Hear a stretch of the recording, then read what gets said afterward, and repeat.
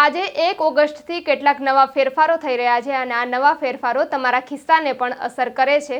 એવો પહેલો ફેરફાર એટલે કે જે 19 કેજીનો ગેસ સિલિન્ડર છે તેમાં ₹34.50નો ઘટાડો થયો છે। તો બીજી તરફ જે હવાઈ મુસાફરી છે તેમાં પણ ટિકિટમાં વધારો થઈ શકે છે, કારણ કે એટીએફ એટલે કે એવિએશન ટ્રાવેલ જે ફ્યુઅલ છે તેમાં વધારો કરવામાં આવ્યો છે અને 3%નો વધારો થતાં જ જે હવાઈ મુસાફરીની ટિકિટો છે તેમાં ભાવમાં પણ વધારો જોવા મળી શકે છે। સાથે સાથે એનપીસીઆઈ એટલે કે નેશનલ પેમેન્ટ કોર્પોરેશન ઓફ ઇન્ડિયાએ જે યુપીઆઈ છે તેમાં લિમિટ જાહેર કરી દીધી છે અને જે યુપીઆઈ દ્વારા તમે તમારું બેંક બેલેન્સ ચેક કરી શકતા હતા તે હવે દિવસમાં 50 વખત જ કરી શકશો।